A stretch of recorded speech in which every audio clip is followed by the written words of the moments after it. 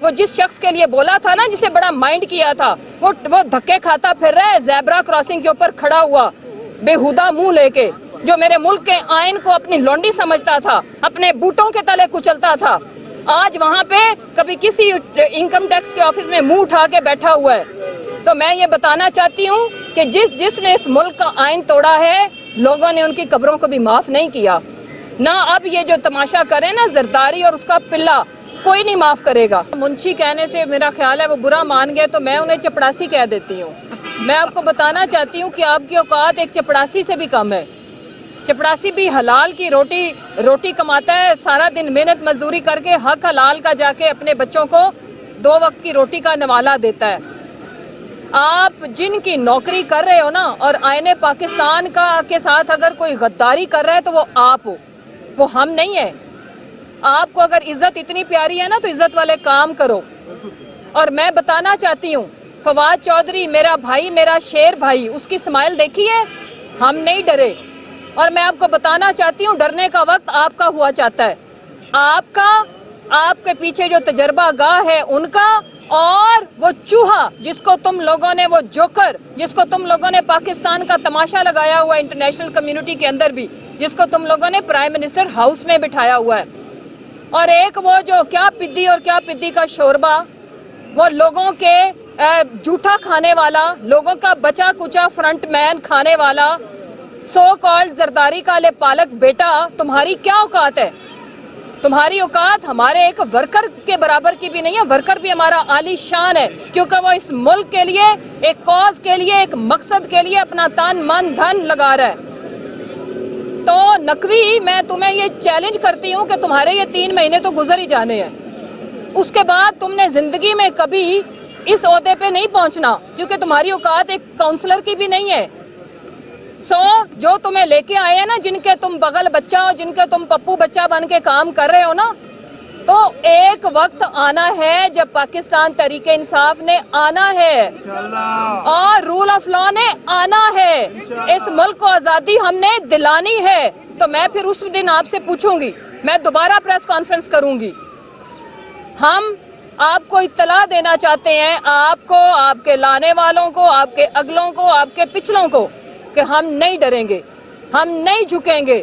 آپ کو ڈرنا پڑے گا, آپ کو جھکنا پڑے گا, آپ کو ہم تابع کریں گے, آپ کا منہ سر نیچا کریں گے آئین پاکستان کے آگے. اور اگر کوئی چیز بالا تر ہوگی, مقدس ہوگی, وہ میرے ملک کا, میرے وطن عزیز کا آئین ہوگا. اور تمہاری اطلاع کے لیے عرض ہے, یہ جیلوں سے کس کو ڈراتے ہو؟ ہم نے کوئی منی لانڈرنگ نہیں کی, اور ہمارے چمڑے کے کاروبار بھی نہیں ہے. ہم نے کوئی چھوٹی بڑی سرجری بھی نہیں کرانی. ہم نہیں جائیں گے لاہور چھوڑ کے. ہمارا یہ وطن ہے, اور اس وطن کی حفاظت کے لیے, اس وطن کو سر بلند رکھنے کے لیے, اس غیور عوام کا سر فخر سے بلند کرنے کے لیے ہم یہ جد و جہد کر رہے ہیں. میرے ملک میں اگر کوئی اعلیٰ ہوگا, کوئی برتر ہوگا, وہ میرے ملک کا آئین ہوگا. اور کوئی کمتر ہوگا, نیچا ہوگا, چاہے جتنے مرضی بڑے عہدے پہ بیٹھا ہوگا, وہ آئین پاکستان کے نیچے ہوگا. اور اگر تمہیں یہ باتیں بری لگتی ہیں تو جاؤ, بھلے لگیں, جاؤ کراؤ, ہمارے اوپر جتنے مرضی کیسز کرنے ہیں کراؤ, لیکن اتنا کرنا جتنا برداشت کر سکو. ہم نہیں بیٹھیں گے ویل چیئر کے اوپر, ہم رونا دھونا نہیں ڈالیں گے. وہ شیر ہمارا بیٹھا ہے آ کے, ادھر 4 گولیاں لگی تھیں, اس دن سے زمان پارک میں بیٹھے ہیں. کبھی کیا بے پرکی اڑاتے ہو؟ وہ کوئی نواز شریف ہے, اور وہ کوئی شہباز شریف ہے, وہ کوئی زرداری ہے. تم چور, تمہاری نسلیں چور, تمہارے اگلے چور, تمہارے لانے والے چور. اور ہمارا منہ مت کھلوائیے گا کہ کس طرح سے تم لوگ آئے ہو. تم لوگوں نے سیاست کو دھندا بنا کے رکھ دیا ہے. تمہاری بیٹی جو کارنامے کر کے گئی ہے نا, اس وطن کے ایک ایک صحافی کو پتا ہے, ایک ایک صاحب حیثیت نالج رکھنے والے کو پتا ہے کہ یہ پاور کوریڈورز میں آنے کے لیے آپ لوگ کیا کچھ کرتے ہو. ہم یہ جد و جہد کر رہے ہیں, اور ہم عین اس کو جہاد سمجھتے ہیں. اور جب آپ کسی چیز کو مقصد بنا لیتے ہیں, نصب العین بنا لیتے ہیں, پھر کیا ڈرنا, کیا زندگی, کیا موت. زندگی اور موت میرے اللہ کے ہاتھ میں ہے. جتنے دن ہیں عزت سے گزاریں گے, آن سے گزاریں گے, شان سے گزاریں گے. تم بھگوڑے آج بھی ہمارے سی ایم آفس پہ, ہمارے پرائم منسٹر آفس پہ قبضہ کر کے اوقات کیا ہے؟ میں جس کو آج بڑی عزت پیاری ہے نا اور جو بڑا غیرت مند بنا ہے, میں اس کو چیلنج کرتی ہوں, کسی مال میں کسی جگہ پہ اپنی شکل دکھا. چپڑاسی تو چھوٹا لفظ ہے, دیکھنا لوگ تمہارے ساتھ سلوک کیا کرتے. کیوں؟ کیونکہ سب ان لوگوں نے تو کرپشن بعد میں کرنی ہے, ڈاکہ بعد میں ڈالنا ہے. ان کو ڈاکہ ڈالنے کا بندوبست تم کر رہے ہو. الیکشن کمیشن ہمارا مینڈیٹ چوری کرنے کا منصوبہ بنائے اور ہم اف تک نہ کریں. کیوں؟ ہم کریں گے, ہم بولیں گے, ہم آپ کو آپ کی اوقات بھی بتائیں گے, آپ کو آئینہ بھی دکھائیں گے. وہ دکھانا میرے ملک کا آئین مجھے اجازت دیتا ہے. ہم سیاست میں جھک مارنے کے لیے نہیں آئے, ہم ٹیٹیاں لگانے کے لیے نہیں آئے, ہم منی لانڈرنگ کرنے کے لیے نہیں آئے. لہٰذا جو جس کی جتنی اوقات ہے وہ اتنا ہی پاؤں پھیلائے اور ڈریں اس وقت سے. آج میرے ملک کا ایماندار جو بھی جس بھی پیشے سے وابستہ ہے اس کے لیے 2 وقت کی روٹی کھانا مشکل ہے.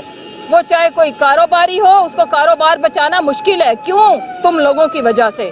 تم ہمارے اوپر مسلط کیے گئے ہو.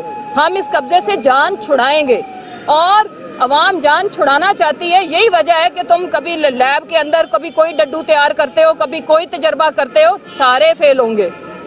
آ کے نکلو تو صحیح. ہمیں پتہ ہے آپ کا ڈرنا, آپ کا کانپنا ہمیں سمجھ آتی ہے, وہ جائز ہے. کیونکہ تم لوگوں کو انشاءاللہ پاکستان کی عوام ووٹ کی جگہ پہ جوتا مارے گی. تم ہمیں کیمپین کر کے دکھانا, تم ہمیں حلقوں میں نکل کے دکھانا. اور الیکشن کمیشن میں تمہیں بتاتی چلوں, تم نے ہمارے زندہ پاکستانیوں کو مردہ قرار دیا تھا. اور بے شرمی اور ڈٹائی کا عالم یہ, کسی ملک میں ایک شخص کے ساتھ یہ کیا جاتا, پورا کا پورا الیکشن کمیشن معطل ہوتا. اور تم نے 4 ملین کو مردہ قرار دے کے اور کہہ دیا کہ یہ ٹیکنیکل ایرر تھا. آنا ہے آئین پاکستان نے, عمل درآمد ہونا ہے. یہ اسلامی جمہوریہ پاکستان ہے, یہ بنانا ریپبلک نہیں ہے جس کو تم بنانا ریپبلک بنانے کی کوشش کر رہے ہو. کیونکہ بنانا ریپبلک تو بنانے کی کوشش اس لیے کر رہے ہو کیونکہ بندروں کا ٹولہ ہمارے اوپر مسلط جو کر دیا گیا ہے. ایک جو نوٹنکی بات جاتا ہے تو دوسرے کو بٹھاتے ہو.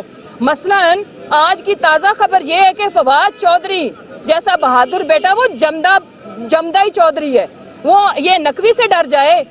وہ جو بیٹھا ہوا 2 ٹکے کی رشوت لیتا ہے, یہ اس سے ڈر جائے. یہ شہباز شریف سے ہم ڈر جائیں, ہم نہیں ڈریں گے. لہٰذا اپنی اوقات میں رہیں. اور میری عدلیہ سے اپیل ہے کہ پاکستان اجڑ چکا ہے, ہماری آنکھوں کے سامنے اجڑ رہا ہے. مجھے جب بنگلہ دیش کی میں تاریخ پڑھتی ہوں یا جتنی سنا ہے یا دیکھا ہے, ہمارا دل خون کے آنسو روتا ہے. مجھے وہ وقت یاد آتا ہے کہ ایسے ہی ہوا ہوگا. سب کی آنکھوں کے سامنے ہمارا وطن 2 ٹکڑوں میں بٹ گیا اور یہاں پہ انہوں نے اپنے اپنے کاروبار, اپنے اپنے مفادات, اپنے اپنے غرور اور انا اور میں نہ مانوں کی رٹ لگا کے رکھی. یہ انہوں نے ضد کی.